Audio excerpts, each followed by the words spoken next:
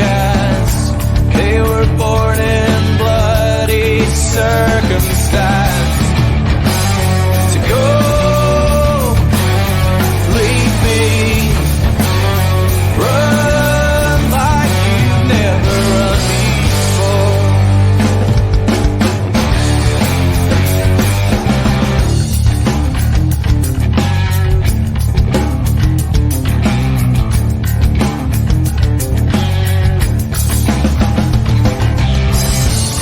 A voice from the underground, given room to breathe, not be drowned.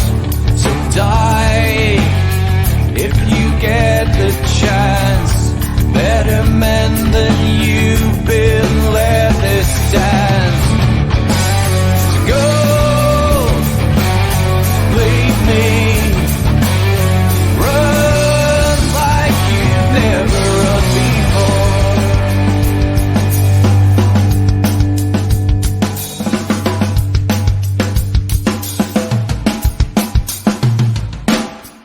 I have seen the worst, and there is nothing left for me to hate, so I can lay me down, my brothers, on the ground. I bled today until Coyote comes to raise me up and carries me away. To go,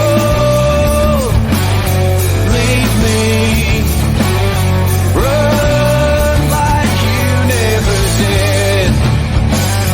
No, leave me, run like you never run before.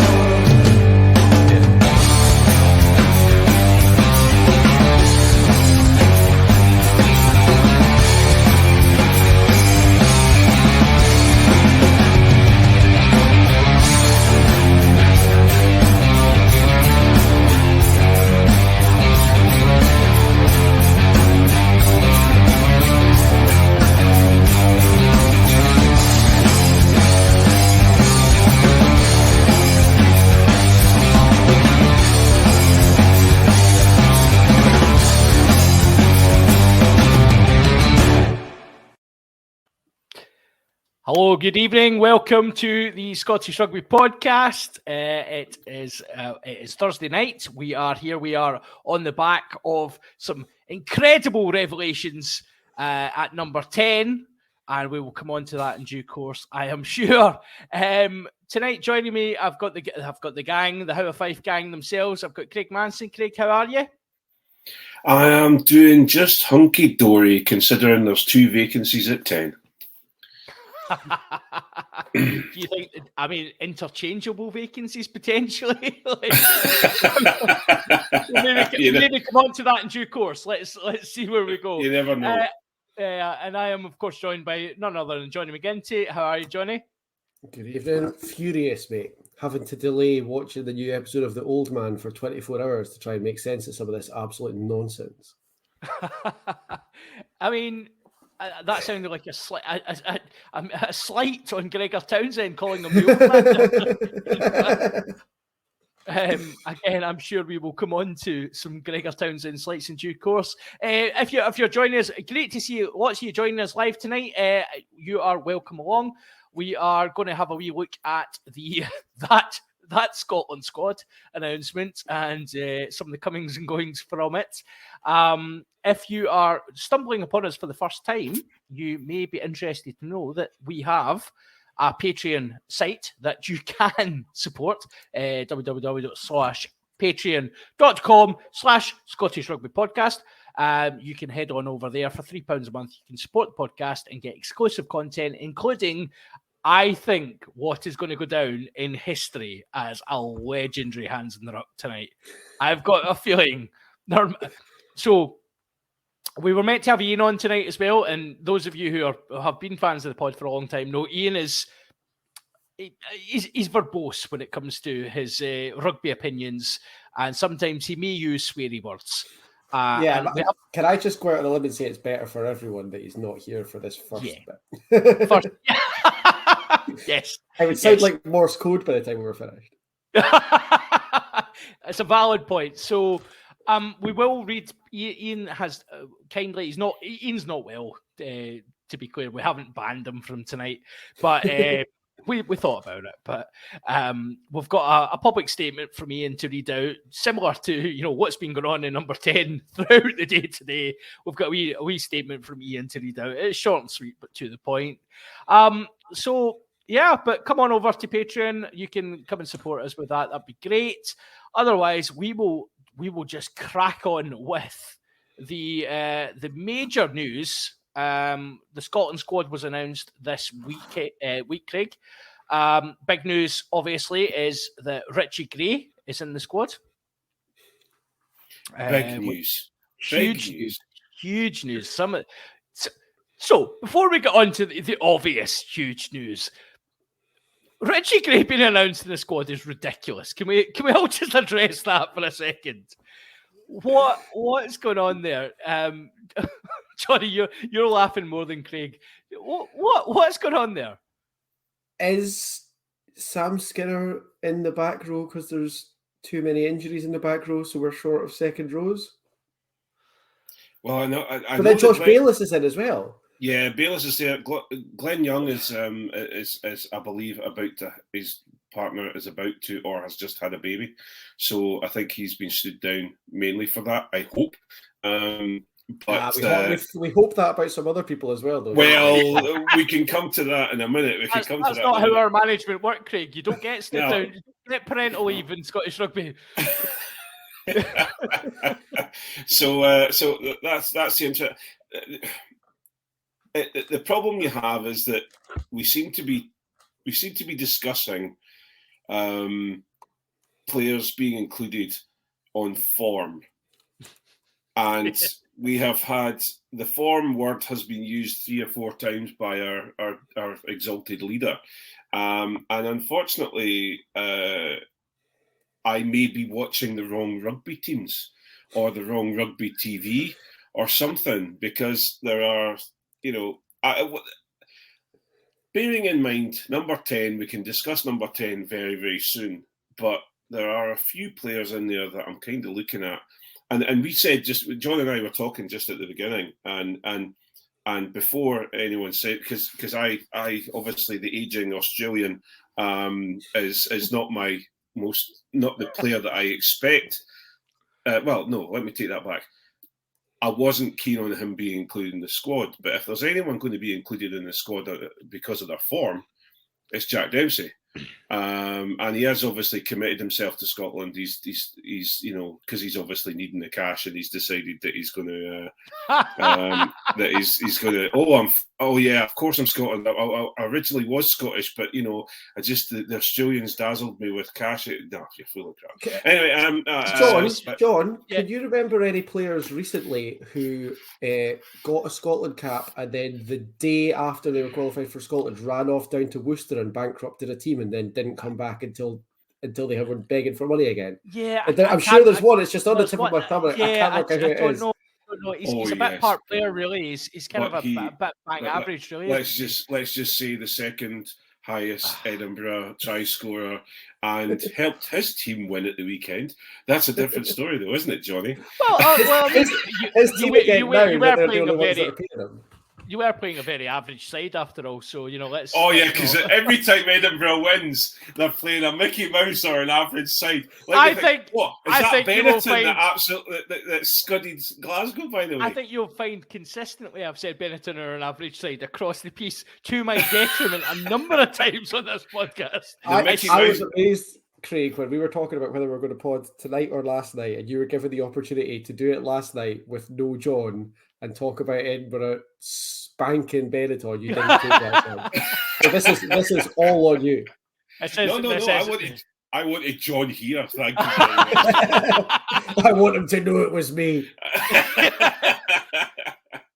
Speaking of 10 spots, you've obviously identified the correct reason that Ian's not here tonight, because obviously he now owes me money for the bet we put on live in the podcast. I thought you were going to say he's Prime Minister.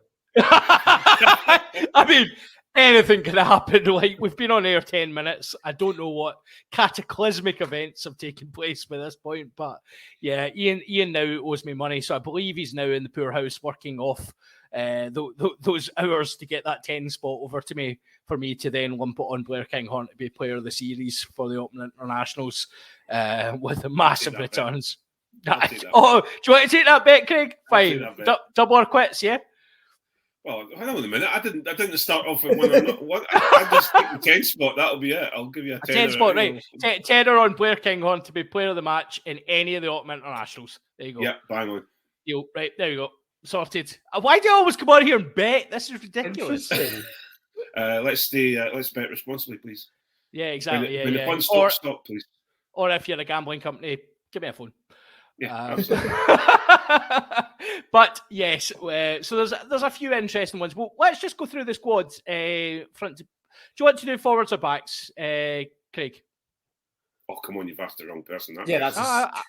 I was seeing if a leopard could change, but you can't. Yeah, it's the forwards.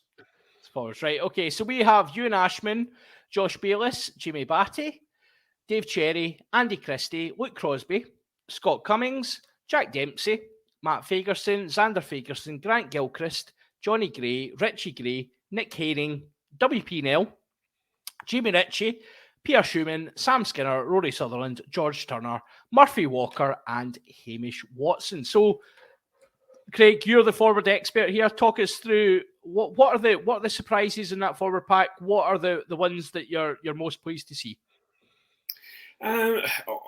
Surprises, I would say probably. Well, you see, there's not really a lot of surprises there for me. It's a fairly, we've talked about Murphy Walker and what we're expecting to see with Murphy Walker coming through and being able to play both sides. So again, with Tooney sort of being able to have utility players, someone who plays both sides of the scrum is worth its weight in gold. So it'd be nice to see if Murphy Walker gets a cap. There's no real surprise. I think Nick Hayning, I guess, was my my surprise. He's an Edinburgh stalwart now, and he's a fantastic player. But I actually thought you would see him be sat down for Magnus Bradbury, of all people. And I know you all have your opinions on that one. So for me, Nick Hayning was, I guess, is more of the surprise than anything. People being included, as I say, I've said Murphy Walker, I'm pleased to see him. WP Nell, I'm glad to see him still coming through. He had a phenomenal game on Saturday night. Again, and no matter how much I blether on about Jack Dempsey being aging and a turncoat to Australia, it's good to see he has been playing incredibly well. So it's good to see him getting his opportunity, and we'll soon wait and see what happens. And then obviously Ewan Ashman, a superstar hooker in the making, and I think I've been watching him quite closely at Sale, and he's now at a point where he's number one choice at Sale, whereas he was coming up to Glasgow on a loan about a year ago, well, less than a year ago. So it really is good to see him coming back through on a rich vein of form. That loan was the most ill-fated thing in the world, Johnny. Like it lasted slightly less than Liz Truss, but not much. And in fairness, like all good rugby players, he was up here long enough to get his bag full of stash, and then and like fair play to him. Let's be honest, that's what we all want to do. So yeah, totally. There's now rumours of him. There is rumours that he might be heading to Edinburgh at the end of the season, which I can only imagine will make the Scotston massive, absolutely raging. If that do you know what he'll get out of that though? Another bag of stash. Yeah. I mean, not as good stash because it'll have a slightly. Well, I was going to say have a better stash than a lot better stash than the Glasgow weed stuff. I was about to badmouth the Edinburgh training kit with the map of the city streets on it, and then I remembered that ours looks like one of those old highlighters you used to get that had different colours on the different sides of a triangle. The went with a very the training kit is blogging. they went for a particular pattern where, like, so Edinburgh's home kit looks like it was designed by a child in a classroom in the 90s. Our training kit looks like it is in the 90s getting highlighted. And everything else is just much of muchness. So I genuinely would still think ours is better. But, you know, that's I the beholder. Come on. Yeah, how am I going to expect you to turn around and go, oh, yeah, the Edinburgh Stash is far nicer than Glasgow? Edinburgh have had some nice stuff. And I have said that as well. Like, this let's year's not training kits, both ends of the road, are absolutely bouffing. And while we're on kit, by the way, we've talked about the Glasgow away kit, but see those team announcements, like someone somewhere, their accessibility, like someone somewhere is failing a lot of like jurisdiction here of actually just getting this right. It's awful. Why? Go back to do a video if it's that bad. Do a video. No. On the subject of videos, have you seen the Scotstoun safety video, which is obviously a favourite of mine? So, famously, a few years back, Brian Aloysius, formerly of the Scotstoun Parish, done the best Scotstoun safety video of all time, where he looked absolutely disinterested, but also had a high-vis vest on. It was magnificent. YouTube it if you've not seen it. We've now got Ross Thompson and Ollie Smith doing it, and it is as bad as you would imagine. It is magnificently bad. So worth a check out as well. So if you're over at Scotstoun and you happen to see that, give them a big cheer because it is terrible. Jonny, for you, forwards, I know this isn't your subject matter, but there seems like there's a couple of names in there. Obviously, we'll separate Jack Dempsey from the discussion just now because I really want to gloat about the fact I won a tenner from Ian about that. But like guys like WP Nell, like, so is this the end of the I'm not an international player Sebastian experiment? Is this the end of Simon Bergen? I really was never an international rugby player. Right, first things first, I am a forward trapped in a small cowardly back's body, so let's get that out of the way to begin with. WP Nell is 37 years old. So if it is the end of the Sebastian experiment or it's the end of Simon Bergen's time in the front row for Scotland, there needs to be somebody else because we can't just keep phoning WP Nell. We can't. Like, there needs to be an option coming through. I don't know. I've been very clear for a very long time about the fact that I love WP Nell more than life itself, but I do not understand why he's in that squad. Like, given that I know exactly why he's in the squad. Well, but see, this is the thing. Given all of the, or not all of the, but a selection of the other squad choices that have been made, I don't think anyone's making a serious case that we're attempting to win these games. So why are we putting WP Nell through 4 of these games? Like, bring in Javin Sebastian or Ollie Kebble or Murray McCallum or somebody. Why are you making a 37-year-old prop play 4 games that we're not going to win because you've left all the best players at home? I don't understand it. Yeah, we've got a shout of hashtag justice for Javin here from Harley. I mean, this is justice for Javin. This is exactly where Javin's meant to be, not in a Scotland squad. I'm a very happy bunny right now. Stephen Ruckwool can reset his how long until Javin becomes Welsh again counter. Exactly. Yeah, exactly. That'd be really useful for him. I mean, the WPNL one's a really interesting one. Obviously, there's it goes again to show the poor state we're in at Tighthead in Scottish rugby, that 37-year-old Nell is one of the top 3 picks. That's a subject we'll come back to a few times because it seems like there's 3 people for every position, eh? You can't say it's a poor decision to have WP Nell in the squad when at the weekend he's ripping it up against, everybody, we all joke about it, but Benetton have their heads screwed on when it comes to forward play, and they've got a great first pick forward. Once they start bringing on people off the bench, then that's a different story. But PPL is still can out scrummage anyone on the park. I would, he is a phenomenal scrummager, and for someone, if we're under pressure, because obviously you're going to have Xander starting, are you not, on the tight head? So, or you're going to have Murphy Walker and having WP on the starting, and then Murphy Walker on the bench. But he is an incredibly strong scrummager. He's great at set piece. He knows his job. He knows what he's there to do. And he scored a cheeky wee try weekend as well. So, he is, I still believe he has abilities there that are keeping him in the Scotland squad. However... but the thing is, we know that. He knows that. We've all known it for a really long time. You can't get away from the fact that he is 37 years old. And so I don't understand what anybody gains from him playing 4 games in the autumn.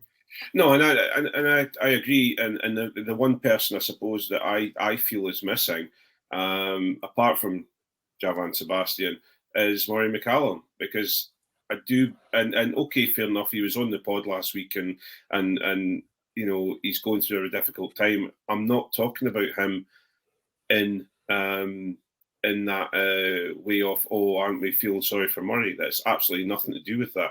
His performance and his form for Woosters up until the point that Woosters went down the pan was very, very good. He's in the form of his life. He's looking fit. He's looking hungry. So why are we not looking at him, or what? But well, it's Tony, so that's really not. Speaking of form at the front row, Darcy Ray is another who is tearing it up at Bath. Yeah, he's playing well. An option. Yeah. And you want to talk about form? Magnus Bradley has had 2 Player of the Match awards in 4 games in the Premiership. Why is he not in the squad? Yeah, Dylan that's what I was Richardson has saying. been absolutely key to the Sharks. He was one of the main pieces that absolutely took Glasgow apart on Saturday. Why is he not in the squad? Because this is a squad that's allegedly picked on form. So why are 2 of the most form back rowers in the entire of club rugby not in the squad?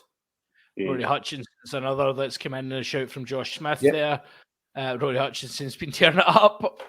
Form, I think the F word might get used a lot tonight, and I'm not entirely convinced.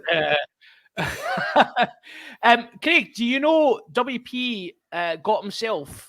So WP, with his try at the weekend, has joined the echelons of Edinburgh rugby, and that he's now in the top 10 try scorers. Absolutely. How ridiculous is that? By the way, but that's the thing, though, and I think for me, it's choosing our words a little bit more carefully, because really, for someone who has performed as well as he had for as long as he had for Edinburgh Rugby, it's not surprising. He is an absolute stalwart of Edinburgh. He is obviously now, well, if you look what's that now, he's on 48 caps. He's got 2 more caps to go over the autumn series to get to his 50th.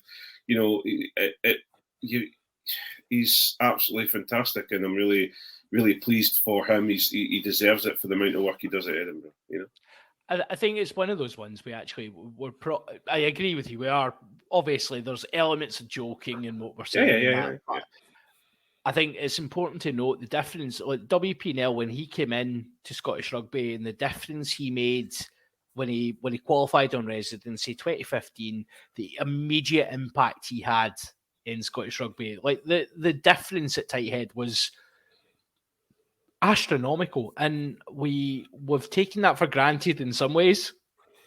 Obviously, Xander Fagerson coming through has usurped him as the starter, but it's often been said Nell is one of the most technically gifted scrummagers at tight head you'll see, and he doesn't have. I mean, he's a big boy. We've all seen the pictures of him eating ribs, right? He's a big boy. He can put them away. Listen, but power bellies are in. Power bellies are in. I'm with you, bro. I'm with you. That's why I keep my camera at this level. But he's never been the most powerful man, but he is very, very technically gifted, and he knows what he's doing in the scrummage. And the having him around a guy like Murphy Walker, having him around to go, do you know what would you do in this situation? What? And actually, it's for me, there's lots of things I question about this squad, but actually there's no size limit on the squad. Why have we not just got every prop that's available to us who could be around WP now learning how to scrimmage in camp with him, going, right, what would you do? Literally a scrum coach. Imagine having one of those, eh? Where is De Villiers? But yeah, I mean, yeah. I think that one of the people that's making the same sort of difference, and unfortunately it's another countryman of WPNL, but Pierre Schumann's doing exactly the same thing on the loose head. And you know, to the point of you could see him holding Rory Sutherland out the squad on game day, and I could pretty much put my hand up and say he's in a shout for the next Lions tour currently on his form, and I think that's, you know, we've worked well with Al Dickinson and the most beautiful man in the world, Alan Dell at Loosehead, and now we've got a player who is an absolute monster everywhere on the park in Schumann as well. And it shows that someone who could probably light a fire between their thighs as they run through the park can also play around the park as well as just in the scrum and in the line-out. Yeah, let's be honest, right? So Schumann is an astronomical upgrade on Allendale. Like, it's ridiculous how much of an upgrade. I mean, he's almost as pretty. Yes, he's getting there. He's actually not far off, to be fair. Yeah, they are both very, very pretty men. But Allendale, the lesser spotted Allendale, as he'll soon be known in Glasgow, because he's out till the new year with a calf injury minimum. So I'm fairly sure we might never see the Lions signing Allendale that we were sold as a massive recruitment thing for Glasgow. I think he'll probably play 4 games for Glasgow, and then he'll head on his way. But yeah, it's Schumann's a huge man and a huge signing, and it goes back to that argument that, you know, obviously everyone watching this will be like, well, we've talked about 2 South African props. Allendale technically is a 3rd South African prop. Why are we not producing props? And my argument would be, we do produce props, but there needs to be that level of intensity, and maybe we'll touch on the URC in due course, but that level of intensity, that level of strength conditioning, the things these guys bring to the table, we don't breed props like that in Scotland at the moment. And the fact we've got guys like Schumann, guys like Nell, guys like Kebble, you know, I know he's not in the squad, but, you know, he's a massive player.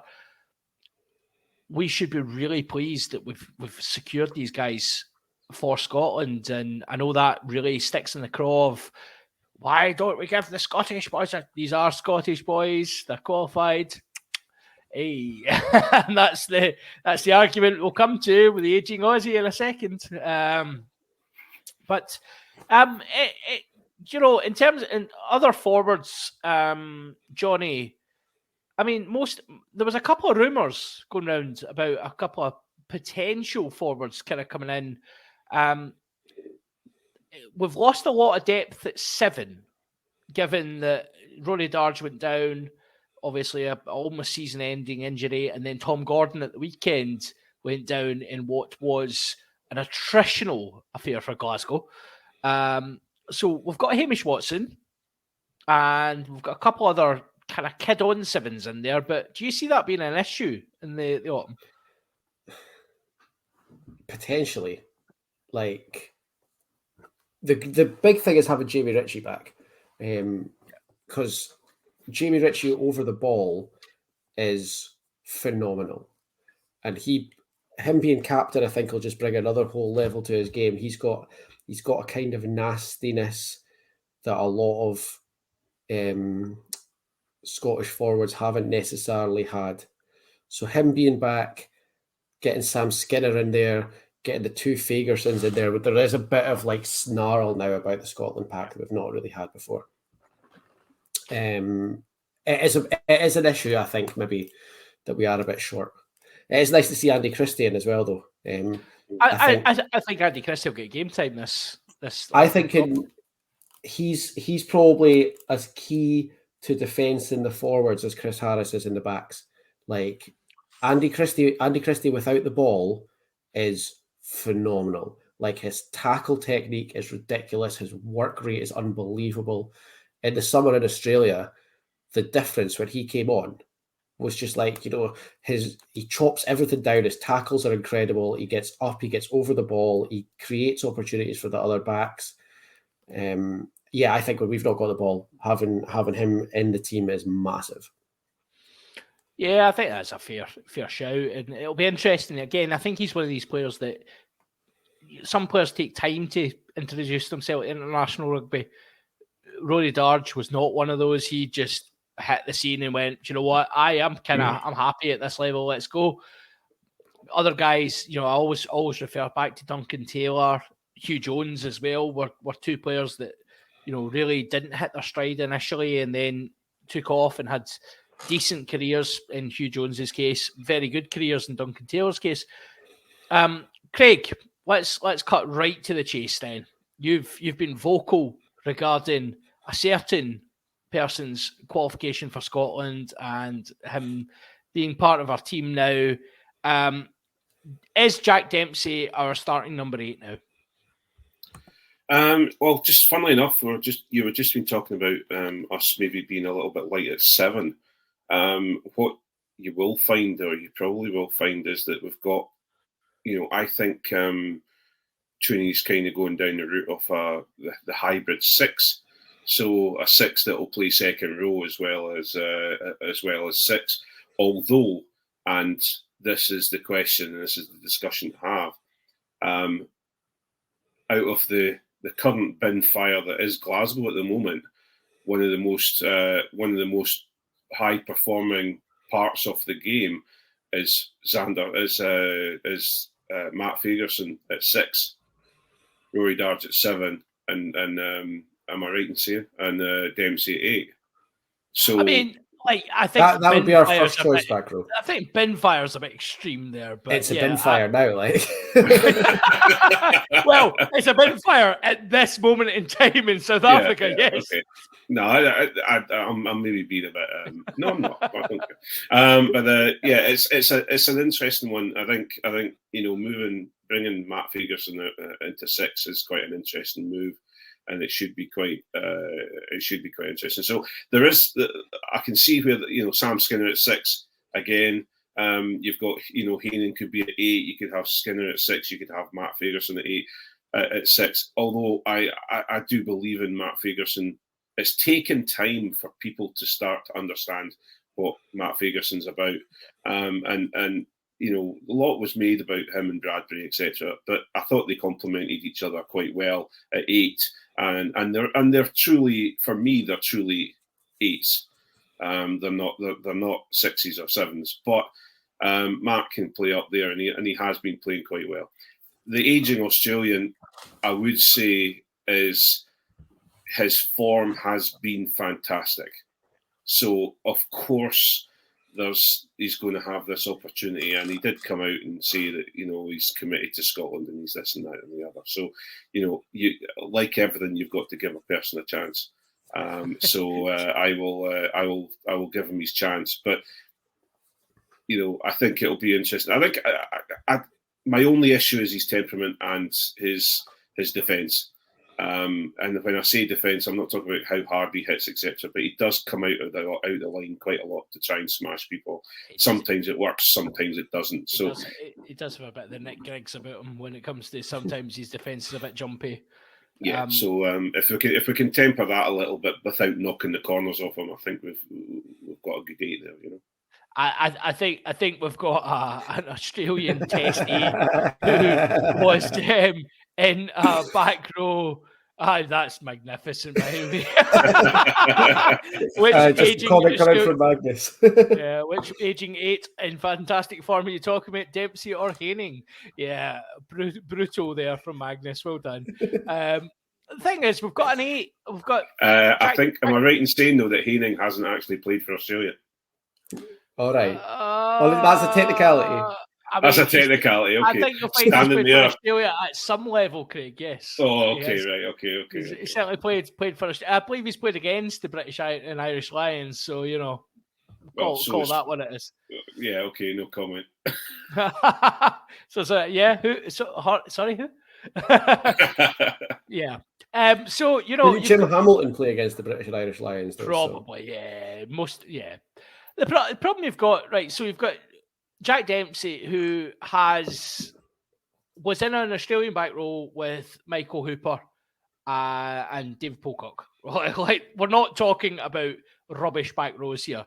He was very long, though, he was in there for enough time. You are cruising, by the way. You've just been sat down about Nick Haining and you still can't help yourself. You're cruising to go and sit down again. Well, I'm just getting everything. I'm getting all the lines in first before we start talking about It's Blair beautiful Kingworth. when he gets player of the match in the first week, and you're like, "Oh, Jack Dempsey's the best thing ever in Scottish rugby." I've never said that. What I have said is he's on very, very good form and he's playing well. So of course you've done very well. I'm trying to be good. Matt Fagerson has barely played 8 for Glasgow since Jack Dempsey's joined. So the game he played the other week there at 8 was one of the first games he had played at 8 since Dempsey joined Glasgow. I think Fagerson, probably rightly or wrong, he'll like, it'll obviously be a huge challenge for him to be like, you know, Fagerson's been a bit of the incumbent at 8, and it will be a massive challenge for him to kind of say, you know what, Jack Dempsey, no, you're not taking my Scotland shirt as well, pal. Do you think he's got that, Jonny, or do you think Dempsey's going to walk into that shirt? I think Dempsey's going to have to prove himself more at Scotland than he has to at Glasgow. I think including him in the squad is one thing, and you know, Craig's right. His form has been incredible. He was the one bright spot basically for Glasgow last season. He has been really, really, really good. But putting him in the squad is one thing. Dropping him straight into the starting lineup when Matt Fagerson has played really well at 8 for Scotland, let's be honest, is a little bit different. I think if Haining wants Dempsey, I'm getting my age of Australians mixed up. If Dempsey wants that shirt, he's going to have to come and get it. Yeah, I think Matt Fagerson deserves a chance to hold on to it. Yeah, we'll see how they go in training in due course, and obviously, but let's be honest, we'll probably not believe anything that comes out the Scotland camp over the next wee while. And with that, shall we move swiftly on to the true talent in the squad, Craig? We'll move on to the backs. And talk about some of the... So you'll be delighted, of course, Craig. You've got Damien Hoyland's in there. Mark Bennett is looking, you know, he's a great option for 13. You've got all your usual Edinburgh boys are in there. Is there anyone you want? I'm worried about Zebri this weekend because we're kind of screwed. Oh, don't. Well, at least you're not in a foreign country with a gastroenteritis going on. Like, you didn't get a dodgy beret, my bro. Yeah, 17 boys are down with the biltong flu. So like, let's not be having none of your excuses, bro. You've got depth. Okay.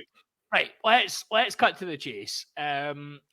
Big news in the backs is obviously Stuart Hogg, as Jonny mentioned. Jamie Ritchie is captain for this squad. Stuart Hogg's been stripped of the captaincy. We all saw that coming, especially after his final press conference with "I'm glad I'm done with this," which was, you know, it was hardly like an end credit scene Marvel style spoiler, was it? It was like, you know, really, Stuart, thanks for that, pal. We know what's happening here. But the big news, as previewed by Tom English the night before, thank you, Tom. You didn't at all get cost me any sleep. Finn Russell has been left out the squad, and I reiterate, he has been left out For reasons of not for babies being born or anything else, he's been left out for, I quote, form. We're hoping he recaptures some form over the next few weeks. So, problems at number 10, Craig.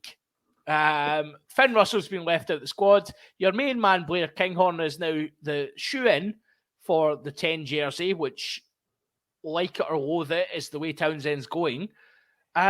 What's your initial reaction to this? What's your feeling? Where do you stand on this? It's difficult because there's two sides to it for me. You look at, obviously, I looked at the Finn Russell, Blair Kinghorn sort of juxtaposition as they complement each other. They're a yin and yang at 10. If you're not getting anywhere with Finn Russell playing at 10 with his movement, his kicking, etc., then you bring on Blair Kinghorn to attack the line, and that's what you do.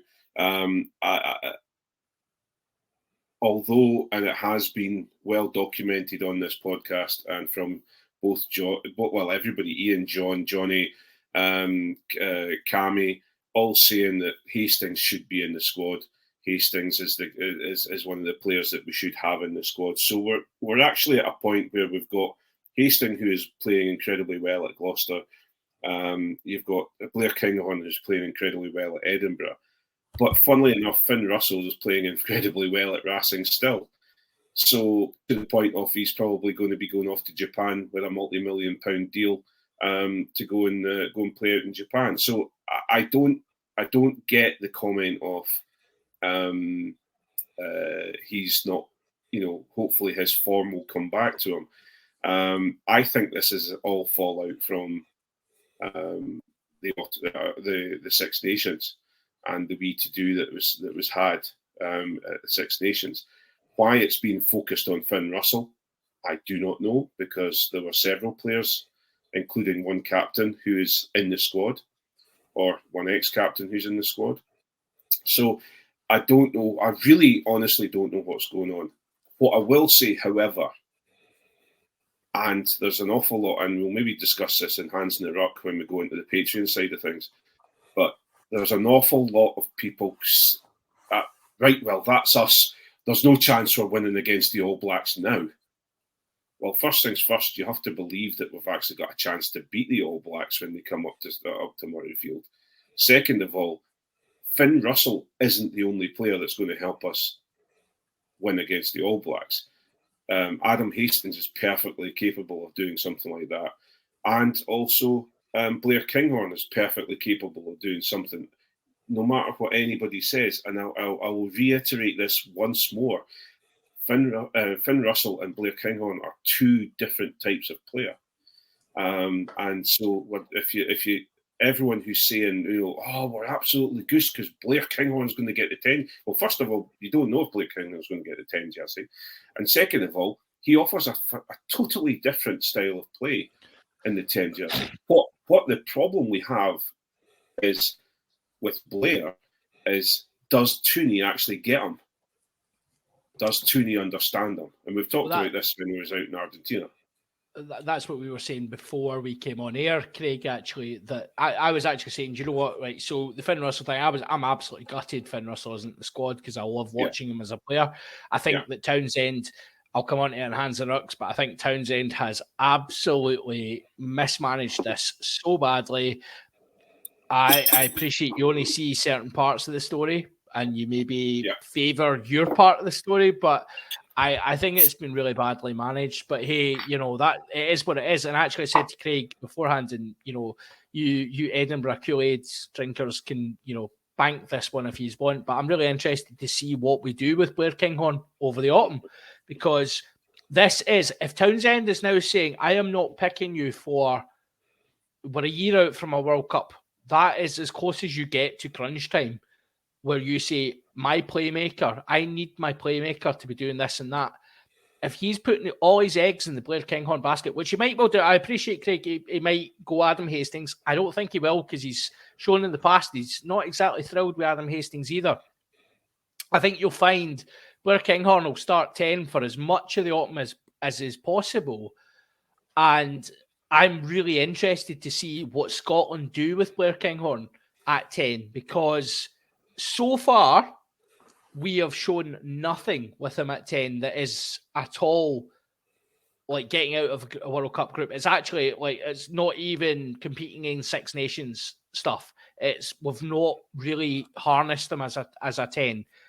And it's really up to the coaching team now to develop a game plan around Blair Kinghorn to say, this is the type of play, but really looking at that direct play that he offers, where he can go past the man and drop the offload.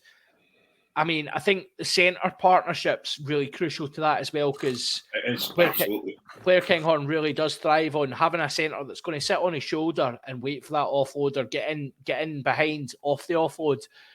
The other big conundrum that comes out of this, and probably then speaks to one of you guys' favourites, Blair Kinghorn is not a goal kicker, and we don't have a goal kicker in the squad except George Horn, unless you're playing Adam Hastings, or Ross Thompson. Ross Thompson's a very good goal kicker, but I've seen this chat, and I love George Horn, right? Me and Craig are like on the verge of being banned from talking about George Horn. No, you're not.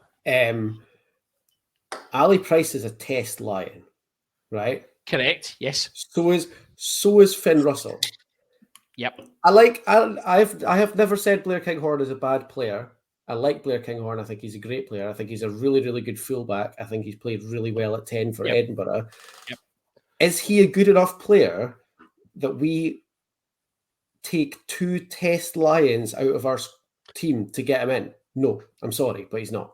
He's not. He's not. No, he's not. So I don't think we can sit down Ali Price to play George Horn so that there's a goal kicker because Blair Kinghorn's not a good enough goal kicker. Like that to me is, and like this is what's kind of frustrating me about this is, do we really genuinely think that Gregor Townsend is going to go to a World Cup in a year without Finn Russell?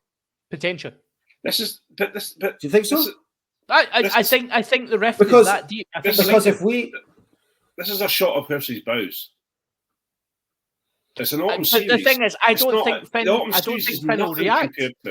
I don't think Finn's going to react to that, and that is Finn's problem. But Townsend is being really stupid to think that this is a good idea. But I'm not saying I'm not defending Townsend, and I'm not saying he's right to do it. But in his mind, is he thinking this is a shot across his bows? Because if he's done it to Adam Hastings, and Adam Hastings has gone off and done what he's done. The problem Adam Hastings has done exactly what he was doing, though. That's the problem. And we'll come back to that in due course. We all did shrug our shoulders and go, "What the hell? What the hell has Adam Hastings done to Tooney?" But the big issue I have is the fact that he's telling Finn Russell that he needs to improve his form, and I'm sitting there along with you guys going, he needs to improve his form. Yeah, he's picked a player that started 3 games in the Super 6 this year, while Finn Russell was playing in the top 14. We all like the Super 6, but let's be serious. and the thing is that, like, unless we think he genuinely will go to a World Cup without Finn Russell, and he's building everything around Blair Kinghorn, and Blair Kinghorn is the 10 for the Six Nations in the World Cup, then what he's doing in autumn now has a serious knock-on effect for Ali Price, for Rory Hutchinson, for all the other centres in the squad, because they're now, Hutchinson's not been picked. Hutchinson is one of the best centres in England. He's not been picked in the squad, and probably because he doesn't fit with what he wants to do with Blair Kinghorn. We're talking about not starting Ali Price, who's a 2-test lion, because it doesn't fit with what he's doing with Blair Kinghorn. Now, if this is just an autumn test thing where he's going to put a shot across Finn's bows and play Blair Kinghorn, that means that players who we might rely on in the World Cup aren't going to get to play in 4 of the last games before the World Cup. And that's like, and I just, why are you doing that to your entire squad? Just to prove a point. Well, yeah, and on that, I totally agree with you, Johnny. What I will say if I'm trying to make sense of this and trying to say, right, well, obviously, let's think about a coach's thinking. Yeah. maybe a coach that's lost his marbles. I don't know. But anyway, to be honest, Tuesday clock ticking coach. Yeah, but it's never a team announcement with Tooney that we go, There's always some in the team. There's always that. But what for me, what I'm excited about, and what if we are going to usher in this the era of Kinghorn at 10. What I'm excited about, forget about Ali Price. I think Ali Price. I think you're right with a test line. Although I was never really sold on him going into the Lions, but that's a different story altogether because we've covered that many times. I would say that Cammy Redpath inside Blair Kinghorn and either Mark Bennett or Chris Harris outside him, I think will be quite an interesting 10, 12, 13. Yeah. And then you've obviously got Big Dewey. You've got Stuart Hogg, who'll be me. I want the ball, me. And then then we've got Darcy, to make sense. Graham. Then you've got Darcy as well. So really, and I'm saying this: if all the planets align, then that'll be a devastating backline. But yeah, I think the thing is, you have to have all the planets aligned. I think we talked about this previously, Craig. With Redpath at 12, it takes the pressure off Kinghorn to distribute. And Kinghorn's then able to play his natural game. And I think that's absolutely Redpath from being a guy who's got a couple of, has he got one Scotland cap or a couple of Scotland caps? I think did he only play England? Because he got injured in that game. Yeah, he's got one Scott. He has now become our absolute linchpin for a World Cup. If you look at Blair Kinghorn as being the 10 in a World Cup, Cammy Redpath is now our most important player in the backs. Yeah. And that to me is ridiculous, by the way, just as an aside, a year out from a World Cup. Here's another thing. Do you know who's a really, really, really, really good distributor? Stop Sam me if Johnson. you've heard me mention this name before. Rory Hutchinson. Why is he not yeah. The problem you have with Rory Hutchinson, and the only thing I would say about Rory Hutchinson is he's probably 3/4 on, and then he has an off game now and then. And I think it's just because he is the way he runs is absolutely beautiful. He's got a really nice gait to him. He looks like he's going nowhere, but he's going at 100 miles an hour. He is an absolutely fantastic runner. Got beautiful hands on him. But there is the odd Northampton game that you go, he's had a rough one there. But I don't know if that's more Northampton than Hutchie, Name a Scottish 12 that's not had a rough game in the last 5 years. And absolutely true, yeah. I can, and that's the thing. Like, I think there is an element of we look at these players and we go, right, you've got this skill set. And that's because they're asked to do that skill set. And Rory Hutchinson has been cut loose in the Premiership. He is the absolute archetype of what we, as a Townsend playing team, would need at 12. We were our most successful with Pete Horn at 12, ball playing 12. Hutchinson is that. Redpath is that. I tell you who isn't that. Stafford McDowell. He is not a ball playing 12. He is, and it was interesting when I was reading the squad announcement, it was like, Townsend really favours a crash ball 12. It's like, that shows to me no one actually knows what Townsend favours, because that is a ridiculous statement. Sam Johnson, who is considered by some a crash ball 12, is not. He can play. He is a distributor. He has lovely hands, will always find his man moving forward. Watch Sam Johnson. Like, I know you all go, he's just this, journeyman Aussie that came over and got a game for Glasgow. He's a very good player, right? He's a fantastic player. I love Sammy J. And by the way, Bennett's a decent goal kicker. No, he's not. He's a good kicker from distance, Josh Smith. I've got to be honest, Josh. That's a ridiculous statement. That's almost like me. That's almost like Liz Truss saying that she's not for turning. Unfortunately, that's a statement that can't stand behind that. And I love Mark Bennett. Mark Bennett's a phenomenal player, and I think he's got a great shout at being in the 13 shirt. A decent Really goal does. kicker, he is not.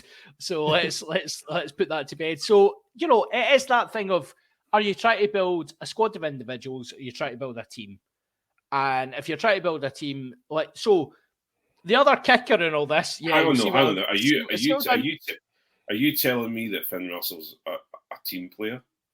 I think I was about to say the other kicker in this is that Finn Russell's been first choice kicker for Racing this year and is on 96% accuracy. So and actually, I think Finn Russell is a team player for the players around him. Yes, I don't think he's necessarily a team player for the coaching staff. He's definitely not a team player for the SRU. I'll tell you that much. I can't imagine why that might be. There's something in my mind sticks. Don't get me wrong. Listen, don't get me wrong. Finn Russell and his dad and all of that, he's had a tough time of it, and I'm not taking anything away from him on that one. I really am not. But I'm sorry that Finn Russell and I have to say this, and I'm sorry, Scotland fans, but you have been relying on someone giving you a piece of magic to win a game, and sometimes that magic doesn't come. And so, as far as I'm concerned, you cannot. I might be completely wrong because I'm not in the Scotland team, and they might turn around and say Finn is a phenomenal guy and he's this and he's that and the other. But the way he plays, it doesn't come across as a full team player. As, for example, you could imagine Chris Harris is someone who's invested in the team. That said, it's a stupid statement. Don't get me wrong. It's a stupid statement, and I'm not. I think there's many who would have agreed with you in that statement, in that he has shown in the past that maybe, perhaps not necessarily the team player, but look at the way he came on for the Lions in the third test. He didn't need to necessarily be part of that squad. He had an injury that could have been sent him home. He wanted that cap. He came on. And he played a team player game and ran that show, but utilising everyone around him to the point where the whole of the British Isles were absolutely salivating over who is this Finn Russell guy who can do this. And we're like, well, it's the Finn Russell we've had for quite a few years. I think there is an element of, I do get what you're saying, that he's got this reputation of being, he'll do what he wants and only what he wants, but you speak to the coaches that are not Gregor Townsend about him, and they generally have quite a good thing to say about him. Certainly his coaches in France have all talked highly about his professionalism, the way he applies himself. He's one of the guys on the park afterwards, kicking, making sure he's doing the extras, which is not the typical view you get of Finn Russell, and certainly not the view he portrays in the press either. But he does the work and he does the prep work. And I think that's lost because it doesn't suit the narrative in Scotland, because we are quite keen to, and we've always been quite keen to pull down our playmakers. We've always been quite keen to eviscerate our best players. This is what we do in Scottish rugby. So here we are again, guys. Yay! In 10 years' time, we'll be looking back and going, oh, I really wish we had Finn Russell playing 10. So, but don't get me wrong, I'm not pulling them down. No, I'm not saying you're one of those guys, Craig. I'm not saying you're one of those guys. I'm not pulling them down because, as far as I'm concerned, Finn Russell, along with Darcy Graham, are, and you could maybe, no, I'm not going to put Duhan in there. Darcy Graham, Finn Russell are two world-class players that would go into a world-class 15. And I will not, I am absolutely not saying what I'm more upset about, and we'll cover this in Hands in the Rock. I'm more upset about the fact that people have gone nuts about Finn Russell not being there, and it's almost like the world is finished and we're all going to lose everything because Finn Russell's not there. And I think that's where I feel people need to just settle down a little bit and back the. I'm not saying let's all love each other and back the team. What I'm trying to say is that we have more talent. we have more talent in the team than just Finn Russell. I think we may find that we do lose everything, but it's not necessarily because Finn Russell's not there. It's because Townsend hasn't realised Finn Russell isn't there. and hasn't adjusted the game plan accordingly. And I do see us getting, I think we might find ourselves losing all 4 because of our game plan. And that's not, and I hope I've been very clear throughout this. And Edinburgh fans, if I haven't been, please just let me know. I am not suggesting. Yeah, they will. Oh, they will. Yeah, they love that. I'm not suggesting in the slightest that I'm not criticising Blair Kinghorn in the slightest here. I am interested to see what we do in the autumn. I think it'll be really interesting to see if the game plan evolves to match what Blair Kinghorn's skill set is, because we have pinned very publicly, and Townsend had an out, and we'll come to that in Hands of the Ruck as well. Townsend had an out, but no, he chose violence, to use one of your terms, Johnny, in his press conference. He chose violence. He could have had the out of just saying, Finn's got a baby coming, we're just going to look at other options in the autumn, and then obviously we'll integrate Finn into the squad when he's ready. Done. Like, it's almost like I don't work in public relations, but I could say that off the top of my head, and it's believable. No, we went with the absolute nonsense statement about form. So, it'll be very interesting to see how we go. We've got 4 tests, one of them out with the window. Glasgow and Edinburgh are going to be absolutely eviscerated for those tests as well, because we'll get players having to be sent home from South Africa. You'll not really have anybody getting sent home from the Dam, Craig, when you play that Diddy team, Benetton. We're out in Italy. Don't worry about it. Oh, he's in it. Oh, he's in Italy. Yeah. So okay. So you got a wee bit of jeopardy then. Yeah, you should only win by 50 or so. We'll wait and see. I'm not saying anything against Sebri. wait. What I will say is we haven't really discussed the weekend at all. That's okay. I'm fine with that. Shall we talk about the? No, not really. No. I mean, I think fundamentally we could probably say, you guys, Edinburgh good, Glasgow bad. Edinburgh good against a bang average side, and Glasgow competitive for 40. I'm sorry, Benetton are a good team. Benetton have put on good performances against a lot of very good teams this year. That was a statement from Edinburgh. But They done well, but let's Glasgow not Edinburgh get still us have to the Benetton same were not record, good. by the way. Aye, exactly. Yeah. But Benetton were not good. like, the sky's fallen for Glasgow. It doesn't feel like it's 2 teams with the same record. I think it's a weird one because Edinburgh lose and just lose. Whereas when Glasgow lose, they're first in losing. They're number 1 in losing. The thing is, like, that on Saturday wasn't much worse than I expected. No, it was predictable. Actually, the first half was better than I thought it was going to be. Yeah. To be fair. And the thing is, like, you talk about a team that brought Oxenshea, Bongi on Burnambi, Khaleesi, and Mapimpi off the bench in the second half.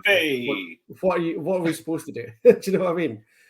Like, I looked at the Sharks team and I was like, oh, apart from Etzebeth, and Fassi's back at fullback, I was like, that's not too bad a team. And then I got to the replacements and I was like, oh, there it goes. Never mind. Etzebeth was every part the Etzebeth you thought he was going to be as well, wasn't he? Yes, he is, as advertised. Yeah, awful. And it just, I think, fair play to Glasgow. They struck first, and they looked like they were going to be in the game. And it was mainly down to a mixture of injuries and the world-class bench that came on that kind of ended Glasgow. So I'm being flippant when I'm throwing off a bit of shade on Glasgow, but unfortunately, Glasgow, it's in Glasgow's current DNA that they lose in the second half when they're away from home, and that I don't know how they're going to. The only way they're going to change that is by winning once, and actually, when they win once away from home, I think you'll see a different Glasgow for the rest of the season. I think this week, now I'm going to be really controversial here because I like to throw grenades at times. I think this weekend might be the making of this Glasgow side. I don't think they're going to win.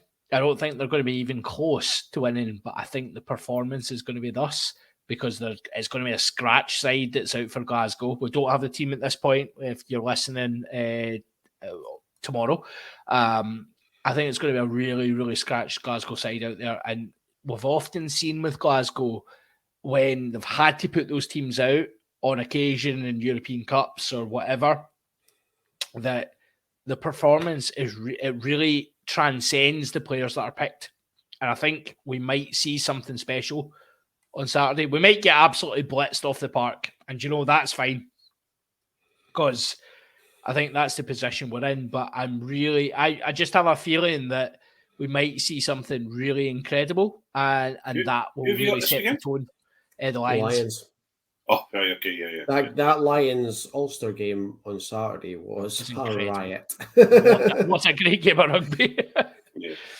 But yeah, so we'll see how that goes. Obviously, yeah, big kudos to Edinburgh. Like, I know I beat the Benetton drum. I don't think they are a great team. I completely disagree with Jonny. I think they weren't a great team at the weekend. Edinburgh took their chances in a professional manner, but Benetton, 18 penalties.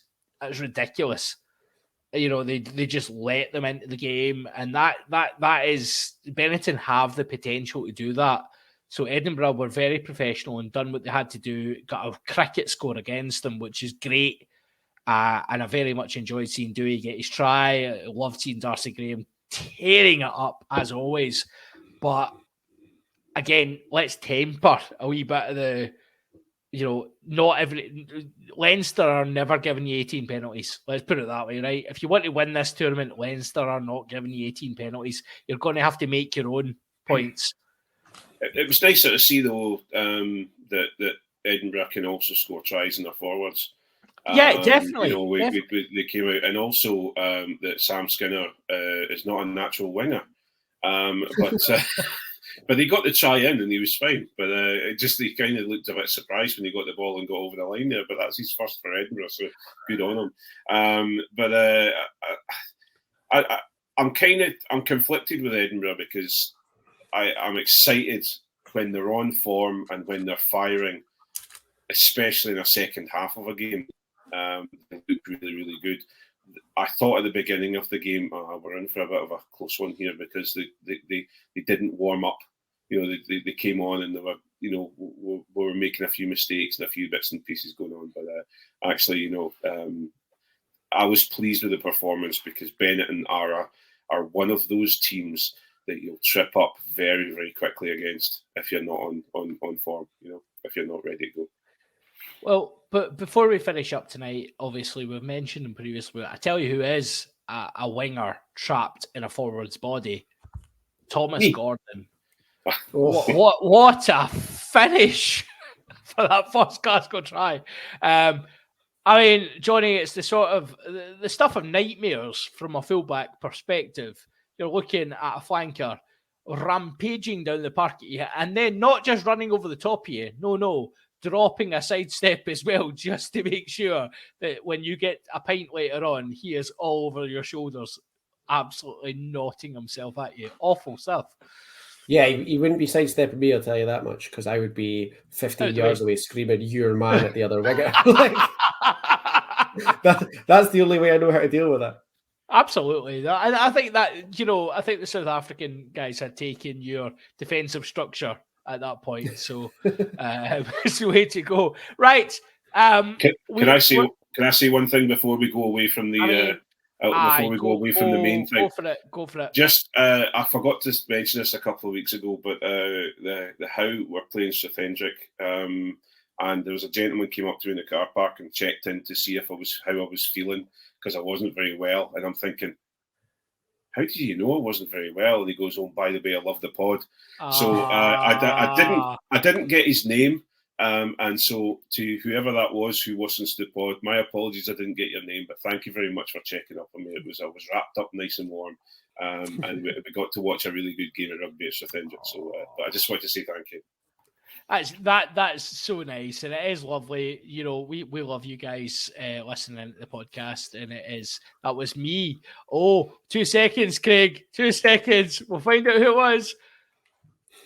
Because he's not. I was going to say it says Facebook user. I'm not going to be able to call I know. him Facebook I'm going user. to fix it. I'm just quickly going to Facebook. Give us a sec. Oh. Can I just say I'm glad that we're saving the women's game for the Patreon half because I cannot talk about that without. Oh yeah, no, spoiling that is right Patreon now. content only. Yeah. If you want to come and join us for the Patreon, please do. There might be mention of the women's game. Where is he? Scottish Rugby. Sorry, this is very unprofessional, but I'm just. Yeah, this is just great content. This is just great content, but yeah, no, I can't find it. No, you'll have to identify yourself. Write your name in the chat. Write your name. Yeah, just write your name. So you come up as Facebook user, so you've not got Write Facebook your name address. in the chat. Anywho, that has been an hour and 10 for our wonderful, wonderful freemium content. If you want to come and join us for the Patreon stuff, please do. Otherwise, we are going to say goodnight and we're going to head off, and we're going to do a lot of swearing about a variety I'm going to get of myself different another topics. beer. I'm going to go to the toilets and have a piddle, and then I'm going to get some more beers, and then it is going to get real in this house. So if you want to come be part of that, come join us. John McLean, Craig. Thank you, John. Is that not the guy from Die Hard? That's Yippee-ki-yay, Mother Bucket. Yippee-ki-yay, Mother Bucket. Thank you, John. It's great to hear a fan of the pod. Is it not McCain? Is it not John McCain in Die Hard? No, it's John McLean. McLean. Oh, it's John McLean. McLean. This is going to excuse to watch Die Hard again. I've not Yeah, watched it for several months. No, it's last getting Christmas, close to actually. it's getting close to I've watched it for about 3 weeks. Let's go. It's not Christmas without Nakatomi Plaza. Right. Correct. Okay. Right. Well, good night to all those in Nakatomi Plaza. Good night, John McLean. Thank you for your support of the podcast. Thanks, John. Good night to everyone that's joined us tonight. We've had a wonderful turnout on the live pod. You guys have been amazing. We will see you over on the Patreon content in just a second. It is goodbye from me. Goodbye from Craig. There we go. Bye. And Johnny.